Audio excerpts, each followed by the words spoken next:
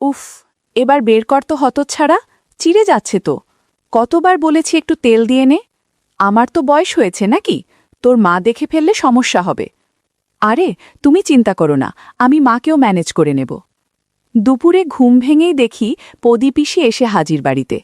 মায়ের নাম ঋন্ময়ী, আর সন্তু কাকিমার নাম কেন সন্তু কাকিমা আমি জানি না। মা আমার বরাবরের লোভী। বয়স ৪৫ হলেও লোভ যেন চোখে মুখে লেগেই আছে। একটু অগোছালো করে শাড়ি পরে, তাও ঘরের কাজ করার সময় হাঁটু অবধি গুটিয়ে গুজে নেয়। বাড়ির আরেক অতিথি সন্তু কাকিমা, বেশ চালাক মহিলা, আসলে এখনও ইয়াং টাইপের। ছেলে মেয়ে হয়নি বলে কাকাও আমার বোকাশোকা। এমন সুন্দরী কাকিকে সুখী রাখতে পারে না, তেমনটাই আমার বিশ্বাস। পদীপিসি মায়েরই বয়সী। স্বামী বার্মায় সেনা ছাউনিতে ছিল, যুদ্ধে সেখানেই পরলোক গমন করে। তারপর এক মেয়ে নিয়েছিল মায়ানমারে।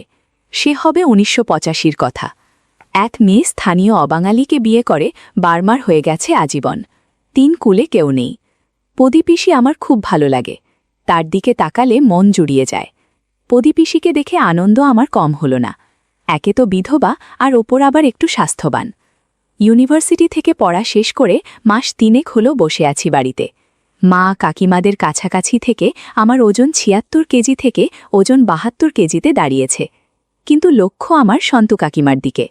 গভীর জলের মাছ, চারা খায় কিন্তু বড়শি খায় না। তার ওপর পদীপিসি, এ যেন একের ভিতর দুই। কলের জল তোলা, কাপড় কাচা, এসব হর হামেশাই দেখি আমি। ঝুনু আমার ছোট বোন। রাগ হয় যখন ঝুনুকে নিয়ে দাবা খেলতে বসে সন্তু কাকিমা। ঝুনু আঁচল অগোছালো করলেই সন্তু কাকিমা দ্রুত ঠিক করে নেয়, তাই সন্তু কাকিমাকে ডাকবার সুযোগ হয় না।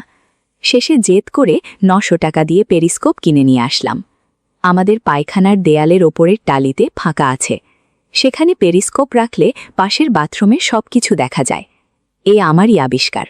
কলম্বাস বেঁচে থাকলে আমার পায়ের ধুলো নিয়ে যেত আমার বাড়িতে এসে। গল্পের শুরু পদীপিসির বার্মা থেকে আনা একটা টিনের বাক্স নিয়ে। মার শুধু দিনরাত চিন্তা, অনেক টাকা আছে বুঝি সেই বাক্সে। সেই বাক্স এক মুহূর্তের জন্য হাতছাড়া করে না পদীপিসি। গরিব মধ্যবিত্ত পরিবার আমাদের। বাবা কর্পোরেশনের কেরানি, দিদিকে বিয়ে দিয়েই অর্থশূন্য। সংসারে তাই খিটিরমিটির লেগেই থাকত। তার উপর পদীপিসি মাথায় চেপে বসে বাবার চাপ বাড়িয়েই দিল। খুব চেষ্টা করছি ব্যাংক বা রেলে যদি একটা চাকরি লাগিয়ে দেয়া যায়। চাকরি তো মুখের কথা নয়। মাসে ২০০০ টাকা করে পদীপিসি বাবাকে দেবেন, তার খরচ বাবদ। কাকা প্রাইমারি কলেজে শিক্ষকতা করলেও মাইনে পান ৩ মাসে। করিমপুরে কোনো রেল যোগাযোগ নেই, যাতায়াত বাসে আর নৌকায়। জুবিলি থেকে খেয়াঘাট, আর খেয়াঘাট থেকে আরও ১ ঘণ্টার পথ। চক্রপুর স্টেশন এখন থেকে মাইল ৫। সেখান থেকে আজকাল চালু হয়েছে ম্যাজিক গাড়ি। ১২ জন বসে সে গাড়িতে। গ্রামের রাস্তায় লাফাতে লাফাতে যায় একদিক থেকে অন্যদিকে। উঠলেই ৫ টাকা ভাড়া। মোবাইলের টাওয়ার আসে গ্রামে ঠিক দুর্গাপূজার মতো, কালে ভদ্রে মাসে ২-১ দিন। তবু অ্যান্টেনা খাটিয়ে পাওয়া যায় যদি মোবাইলের সেট ভালো হয়। আমার কার্যকলাপ শুরু হলো তখনই যখন একাধারে পদীপিসি আর সন্তু কাকিমা জ্বরে কাবু। বর্ষার এই সময় রোগ যারা চেপে বসে। পদীপিসির জ্বর হলেও সন্তু কাকিমা পড়লেন নিউমোনিয়াতে। বন্ধুরা, এইসব গল্পে তেল মালিশের অনেক গল্প আছে, কিন্তু আমারটা তাদের সাথে মিল খায় না। কারণ মা কোনোদিন আমাকে বলবে না সন্তু কাকিমাকে তেল মালিশ করে দিতে। আমি ওষুধপালা নিয়ে দৌড়াদৌড়ি শুরু করলাম, কেননা ছেলে বলতে বাড়িতে আমি একা আছি। বুকে সর্দি জমে পদীপিসির যায় যায় অবস্থা। মা সন্তু কাকিমাকে আর পদীপিসিকে যত্ন আত্তি করতে লাগল। আমার ভার পড়ল শুধু খাবার খাওয়ানোর। পদীপিসিকে বাড়লি আর সন্তু কাকিমাকে মাছের স্যুপ। তারই সুবাদে আমার মনের আকাঙ্ক্ষিত সব চিন্তা উঠল নানান অভিজ্ঞতায়। মা খেচিয়ে উঠল, কখন থেকে বলছি মাছের স্যুপ গরম না খেলে ওর গলা দিয়ে নামবে না। বড় ঘরের মেয়ে, দেখিস যত্ন করে খাওয়াস, না হলে ঠাকুরপো আবার মুখ বেঁকাবে। মাথা নাড়িয়ে মাকে বললাম, উফ, তোমরা আমাকে দিয়ে এত খাটাও। আমায় শুনিয়েই মা বলল, ওহ, তোর গোতর নড়ে না, সকাল থেকে মুখের রক্ত উঠে গেল আমার, সেটা তুই দেখতে পাচ্ছিস নে? দীপক সামন্ত কি আমার জন্যে কেনা বান্দি রেখে গেছে? ওই দেখো, ওদিকে পিসির বাল্লি না উবলে যায়, যাও বাবা যা। গরম স্যুপ হাতে নিয়ে বললাম, কই চামচ দিলে না, খাওয়াবো কি করে? মা বলল, টেবিলে রেখে এসেছি। সন্তু কাকিমার ঘরে ঢুকলাম। ঘরে ঢুকলেই সন্তু কাকিমার সুগন্ধে মন ভালো হয়ে গেল। ঘরে ঢুকে দেখি চিত হয়ে পড়ে আছে সন্তু কাকিমা। চেয়ে আছে, কিন্তু এতটাই দুর্বল যে সে চাওয়ায় প্রতিক্রিয়া নেই। রোজ মাছের স্যুপ খাওয়াতে হবে 1 মাস। জ্বর চলে গেলেও একই অবস্থা প্রদীপিসি আর সন্তু কাকিমার, যদিও সন্তু কাকিমার এখনও গায়ে 101 জ্বর। সন্তু কাকিমার মাথার কাছে দাঁড়িয়ে বললাম, আরে কই, ওঠো ওঠো ওঠো। নড়বার যার ক্ষমতা নেই সে উঠবে কি করে? সামান্য সাপোর্ট দিয়ে ঠেলে তুললাম বিছানা থেকে। এই সুযোগে কিছু একটা করে বসলাম আর বললাম, নাও আমি চামচে করে দিচ্ছি, পটাপট স্যুপ খেয়ে নাও। কানে কানে বললাম, প্রদীপিসি লাইনে দাঁড়িয়ে। একটু হাসবার চেষ্টা করল সন্তু কাকিমা। খাওয়ানোর ছলে ইচ্ছা করে স্যুপ জামায় ফেলতাম, যাতে মোছার সুযোগ পায়। বন্ধুরা, তোমরা বুঝেছ তো কি বলতে চাচ্ছি? পেতামও সে সুযোগ, সময় বিশেষে। যেদিন সুযোগ হতো না সেদিন চেষ্টা করতাম প্রদীপিসির ওপর আমার যত সব জাদু তন্ত্র মন্ত্র। বেশ চলছিল, কারোরই ঠিক হবার নাম নেই। আসলে বাবার সে সামর্থ্য ছিল না যে দামি ডাক্তার, দামি ওষুধ কিনে দুজনের সেবা করবেন। আর আমার কাকুর মাথাও তো প্রখর নয়, ধর্মভীরু মানুষটা পূজা পাঠ করেই কাটিয়ে দিছিল দিন। আমিও দুজনের সাথে ছলে বলে কৌশলে সেবা করতাম। অসুস্থ হয়ে থাকলে কোনো মানুষের সাথে সত্যি দুষ্টুমি করা যায় না। যারা করে তারা অপরাধী, মনোবিকারের লোক। আমি পারছিলাম না। আমাদেরই পুরনো ডাক্তার এসে দেখলেন দুজনকে। খুব সামান্য উন্নতি ঠাকুরজি, আজ 7 দিন হলো, আর 2 দিন দেখুন, না হলে কিন্তু দুজনকেই হাসপাতালে ভর্তি করতে হবে। আচ্ছা ঠাকুরজি, আজ পারলে দুজনের বিছানা পাল্টে দুজনকে স্নান করিয়ে দিন দেখি। মানে গা কম্পেশ করে ভালো করে মাথা ধুয়ে দেবেন। এই পটল, এসব তো তুমিও পারো, মাকে এত খাটানোর মানে হয়? বাড়ির বিপদের সময় এসব তো তোমারই দেখে রাখা উচিত। শোনো, ঠান্ডা জলে মাথা ধোয়াবে আর গরম জলে গা কম্পেশ করবে, বুঝলে? মনে আছে তোমার পায়ে স্টিচ পরার সময় আমি যেন পা কম্পেশ করে দিয়েছিলাম শরীর টেনে টেনে? সেরকম। দেখবে বিকেলেই জ্বর নেমে গেছে, আর না হলে আমি হাসপাতালে রেফার করব। জ্বর মাথায় উঠে গেলে বিপদ হয়ে যাবে। বৌঠান, আজ আসি কেমন? ওষুধ যেমন চলছে সেরকমই চলুক। সিপ্রোফ্লক্সিনটা না দিলেও চলবে, 6 দিন খাওয়ানো হয়ে গেছে। পরামর্শ দিয়ে ডাক্তার চলে গেল। দিবাকর ডাক্তারে মুলুকের ভরসা। সময় নেই, কিন্তু রোগ ভালো করে। কেউ পয়সা দিতে চায় না গ্রামে, কারণ ডাক্তারকে পয়সা দেয়া মানে সেই পয়সা জলে গেল। আমি ফ্যাল করে চেয়ে থাকলাম রাস্তার দিকে। হে প্রভু পরমেশ্বর, শেষে তোমার দয়া হলো। সন্তু কাকিমাকে যে স্নান করাতে হবে ভাবলেই তেমন যেন লাগছে। অবশ্য মা যদি অনুমতি দেয়। রান্না করছিল মা, ঝুনুকে কোলে নিয়ে গলমন্দ করছে আর বলছে, আমার হলো যত জ্বালা, তো বড় সংসার, কোলের বাচ্চা, কি করে সব সামলাই? কর্তাদের ফুর্তি দেখলে বাঁচি না। 2 দিন না হয় অফিস বন্ধ দিয়ে ঘরে থাকো বাবা, রোগ জ্বর বেঁধেছে না, তাদের রোজ অফিস যাওয়া চাই। আসুক, সব বোঝাবো ভালো করে। কইরে পটলা, তুই কি মুখ দিয়ে মাছি মারছিস? ঝুনুকে নিয়ে জানাকুল থেকে আমায় রান্না করতে হবে তো। আর দিবাকর ডাক্তার যা বলল, আমি বাপু এত খাটতে পারবো না। আমি তৈরি ছিলাম, কিন্তু গম্ভীর করে বললাম, এসব কাজ কি ছেলেদের? আমি পারবো না। মা বলল, ও মা, এতে ছেলে মেয়ের কি আছে? বলি, আমি মরে গেলে কি আমায় চিতায় তুলবি না? ও পাড়ার কাওড়ার ঘরের মেয়ে নিয়ে এসে বলবি মাকে চিতায় তুলে দে? মাথা আমার এমনি খারাপ পটলা, যা বলছি কর। কাজ বললেই মুখ বেজার। পরম অনিচ্ছায় বেজার মুখ নিয়ে গেলাম রান্নাঘরে। ঝুনু খুঁটে খুঁটে বাতাবি লেবু লাল করে দিয়েছে। মুখ দিয়ে এখন কামড়ায় বাতাবি লেবুর বোটা। অল্প বয়স, সে তো বোঝে না।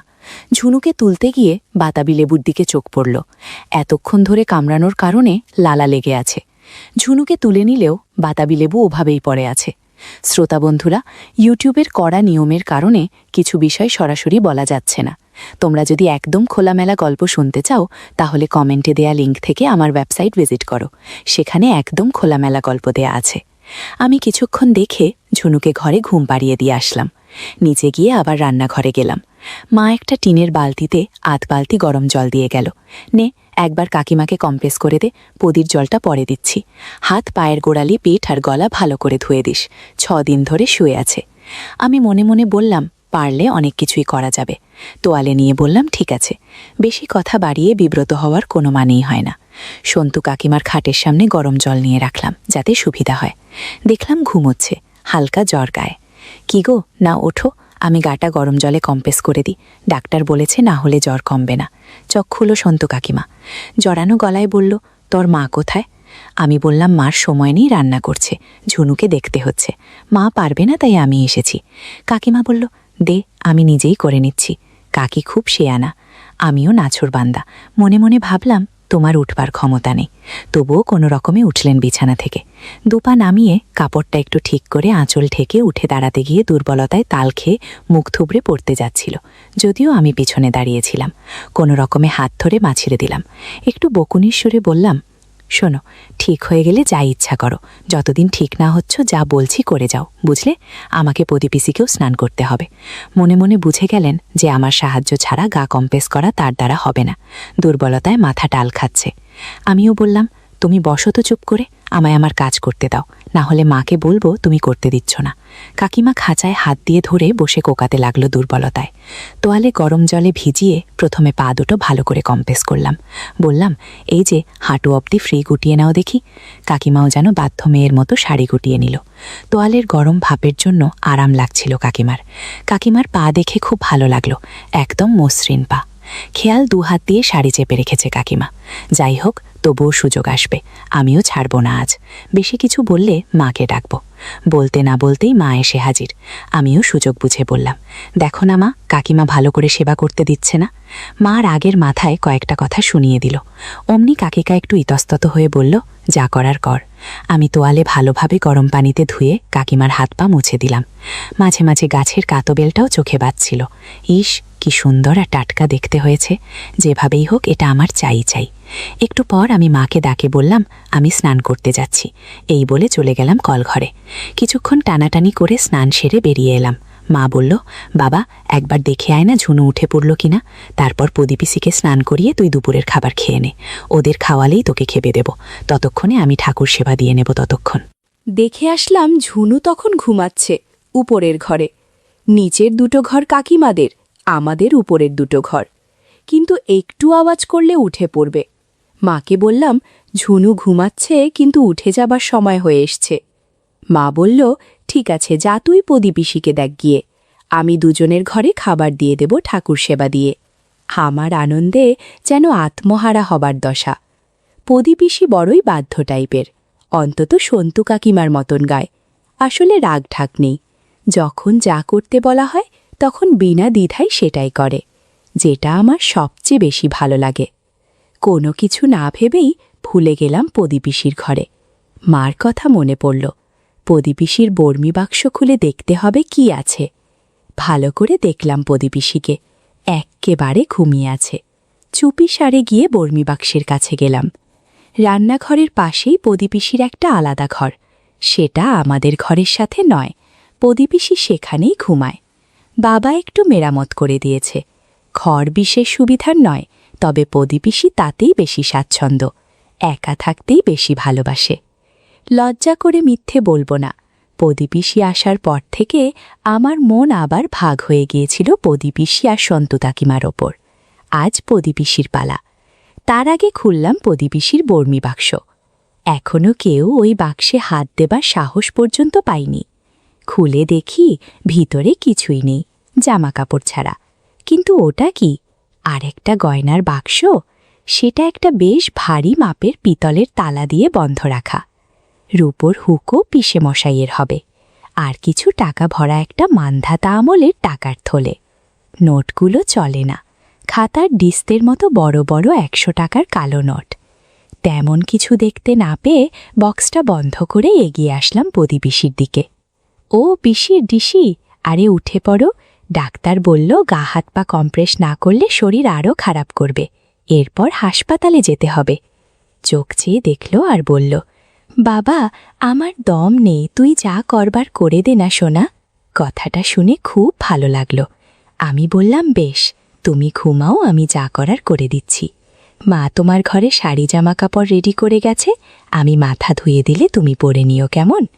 আমার কথায় সম্মতি জানিয়ে মাথা নাড়ল প্রদীপিসি। আমি গরম পানিতে তোয়ালে দিয়ে কম্প্রেস করে দিলাম। পিসির শাড়ি অগোছালো হয়ে আছে, সাথে ব্লাউজের কিছু বোতামও কেমন যেন হয়ে আছে। আমি আর চোখে পিসিকে দেখছিলাম আর সেবা করছিলাম।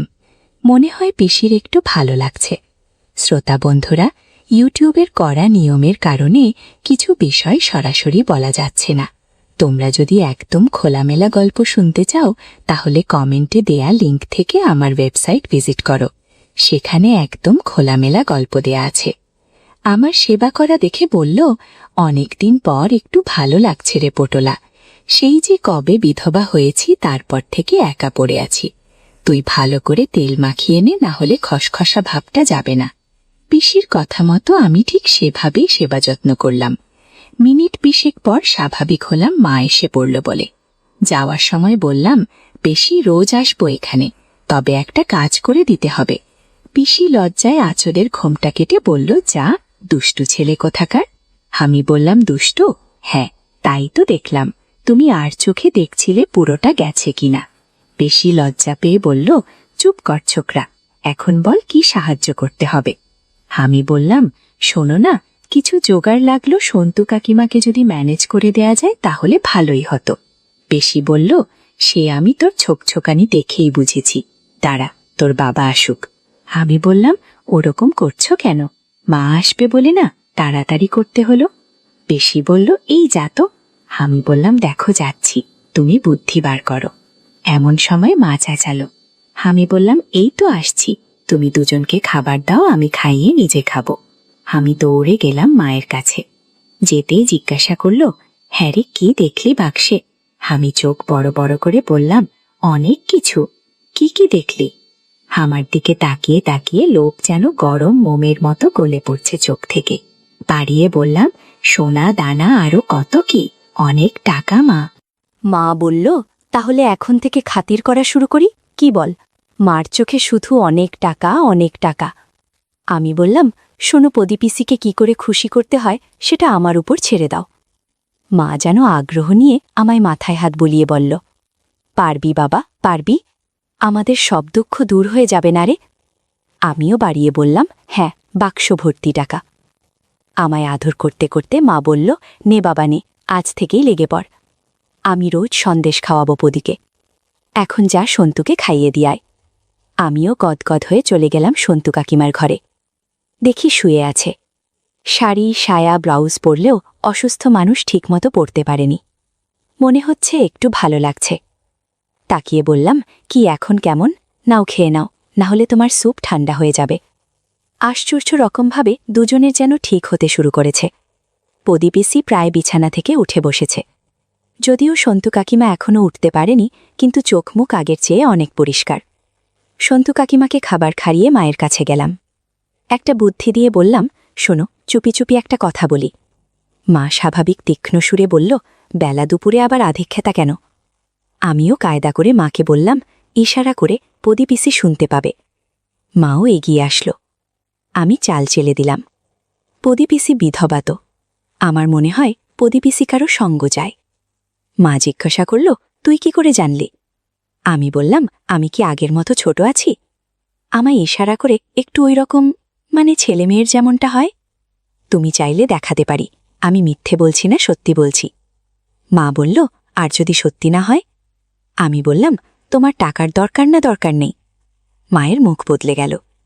বেশ, আজ দেখব, যদি তুই মিথ্যে বলিস তাহলে আজ তোর এবারের শেষ দিন। আমি বললাম, যখন পদিপিসির ঘরে যাব কম্পোজ করাতে, তখন ওপাশের জানলা দিয়ে দেখো, সব দেখতে পারবে। মা বলল, ইসমা গো, আমার মরণ হয় না, তুই নিজের পিসির সাথে? আমি বললাম, তোমার পদিপিসির সম্পত্তি চাই নাকি না তাই বলো না। মা বলল, তোর বাবা যদি জানতে পারে না, সেদিন তোর শেষ দিন হবে। হে ভগবান, এ কি অনাচার! একটু পর মা জল গরম করে দিল। আমিও মাকে ফিসফিস করে বললাম, 15 মিনিট পরে জানলা দিয়ে দেখো, বুঝতে পারবে। মাও যেন নিষিদ্ধ দৃষ্টি দিয়ে আমার চোখের ভিতরে তাকিয়ে আমায় মেপে নিল। মাকে যখন আমার নাটকে জড়িয়ে ফেলেছি, সন্তু কাকিমাকেও কোনো রকমে ঢুকিয়ে ফেলা যাবে। সোজা গেলাম পদিপিসির ঘরে। কোনো কথা না বাড়িয়ে সেবা করতে শুরু করলাম। পিসি একটু বিরক্ত হয়ে বাধা দেবার চেষ্টা করলেও আমি পদিপিসিকে রাজি করালাম। এখন সব ঠিক আছে, আমার কথার সাথে তাল মিলাচ্ছে। শ্রোতা বন্ধুরা, ইউটিউবের কড়া নিয়মের কারণে কিছু বিষয় সরাসরি বলা যাচ্ছে না। তোমরা যদি একদম খোলামেলা গল্প শুনতে চাও তাহলে কমেন্টে দেয়া লিঙ্ক থেকে আমার ওয়েবসাইট ভিজিট করো। সেখানে একদম খোলামেলা গল্প দেয়া আছে। কিছুক্ষণ বাদেই দেখি মা জানলার পাশে এসে হাজির। এদিকে পিসি চোখ বুজে আছে, ঠিক যেমনটা আনন্দে থাকলে হয়। আমি পিসির বোঝা চোখের সুযোগ নিয়ে মাকে ভিতরে আসতে বললাম, যাতে হাতে নাতে যাতে ধরতে পারে। মার আসতে যতটুকু সময় লাগবে ততটুকুই আমার স্বাধীনতা। ক্যাচক্যাচ করে দরজা খুলে মা ঢুকল। মাকে দেখে ধরফরিয়ে উঠল প্রদীপিসি। কোনো রকমে আড়াল করল। মার দিকে তাকিয়েই অভিযোগ করতে শুরু করল, এই দেখ, তোর ছেলে রোজ আমাকে বিরক্ত করে। মানা করেছি, বলেছি তোর বাবাকে বলে দেব আজ। আমি ওর শক্তির সাথে পারিনি। মা হতভম্ব হয়ে কি বলবে, তোতলিয়ে বলল, না বদি, আমি কিছু মনে করিনি। হ্যাঁ হ্যাঁ, কি মনে করব, আমি যাই, ঝুনুর উঠবার সময় হয়ে গেল। মা যাবার আগে জাদুর লাঠির দিকে একবার তাকালো। আমি বুঝে গেছি মায়ের পছন্দ হয়েছে। এদিকে পিসি বলছে, ওরে যাসনি, শোন, তোর ছেলেকে কিছু বললি না? আমি তো তোদের কারো সামনে যেতে পারবো না লাজে। মা দরজা দিয়ে বেরিয়ে যাওয়ার আগে বলল, বলা বলির কি আছে, আমি কিছু মনে করিনি। আমি ইশারা করলাম প্রদীপিসিকে। প্রদীপিসি কপালে হাত ঠেকিয়ে বলল, এ কি দুষ্টু ছেলে রে বাবা, তোর তলে তলে এত বুদ্ধি। রান্নাঘর থেকে মা চেঁচালো, বাবা পটলা, সন্তু কাকিমাকে দেখে তুই স্নান করে নে বাবা, না হলে দেরি হয়ে যাবে কালকের মতো। আমি প্রদীপিসির দিকে তাকিয়ে বললাম, কি গো, পারবে করে নিতে? মুখ ভেঙিয়ে প্রদীপিসি দমল, যা, হাত ছাড়া আমার সামনে থেকে। এরপর কি হলো আর কিভাবে সন্তু কাকিমাকে কৌশলে রাজি করালাম তা তোমাদের আগামী পর্বে শোনাব।